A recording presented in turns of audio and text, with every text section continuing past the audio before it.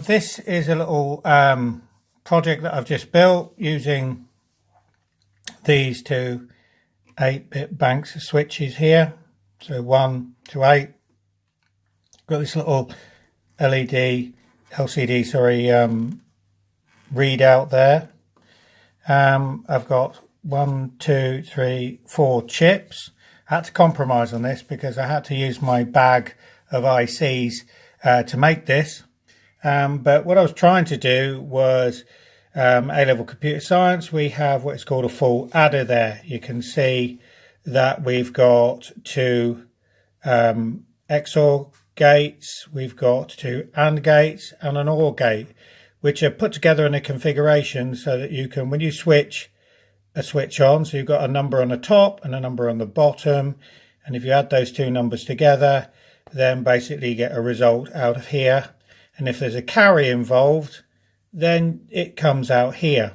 So that sort of transpires then that I had to compromise because I had an OR gate here. There's 4 of them in there.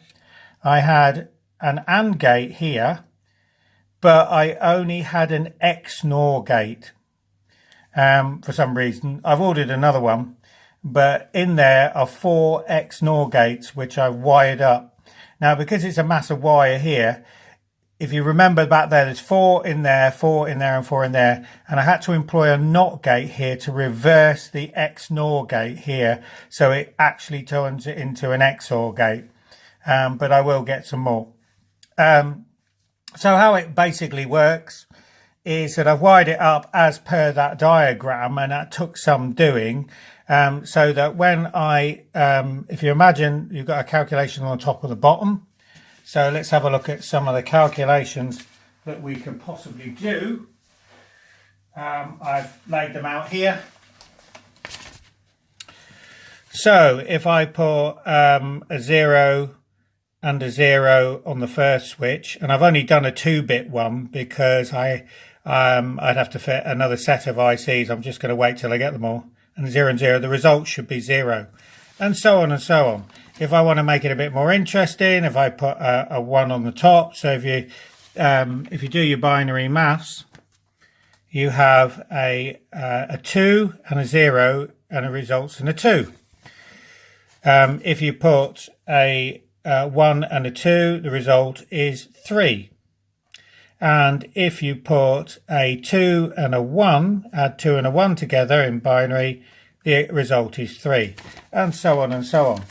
So you could get a bit more complicated than that. So if I do another equation here, I could do something like, I could do a 1 and a 1 and a 1. If you add 1, 1 and 1, then what you get is a 0 carry 1 and a 1, because you got 1, 1 and 1, and a carry 1.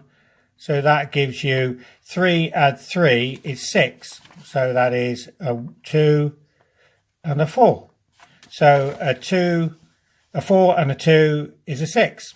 Same thing if I want to get a 5. What I do is add a 3 and a 2 on there. So that would be 1 and 0 and a carry 1. So let's see if I can mimic those results of those last two, a 1 and a 1 and a, which is a 3, plus 3 should equal 6, or I get the 3 plus 2 equals 5. So what I do is go to this here and imagine that's the top row there. So in the top one, I'm going to put a 1. Okay, so just switch that one on. Oops. And then in the display down there, you get a 1. So if I put a 3 on the top row, you get 2 1s there.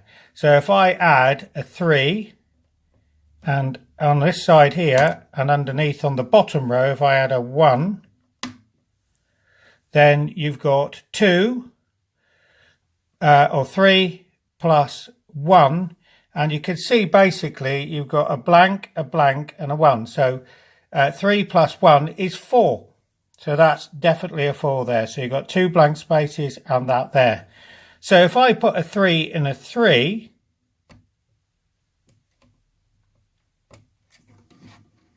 ooh, it's a bit fiddly trying to do this at the same time. 3 plus 3 is a blank plus a 1 and a 1, which is 4, and 2 and 0 is a 6. So again, I said that we would add a 1 to that, which would give us, or add a 2 to that, sorry, which gives us 5. So we've got a 1 in the 4 column, a 0 in the 2 column, and a 1 in the 3. So what this does is really proves the A-level adders there. Now I'll make another video when I actually get the components that are in the course book, but you can see by actually building all these wired up correctly using the logic gates, you can actually do that. So 1 and 1 equals 2. 1 and 1 and if we're 1 and 3 equals 4. And then we get a 5 by putting that one up and dropping the 2, oops, down, and you get a 5. So that is 2, that's 3, that's 2 and a 1, and a 2 equals 5.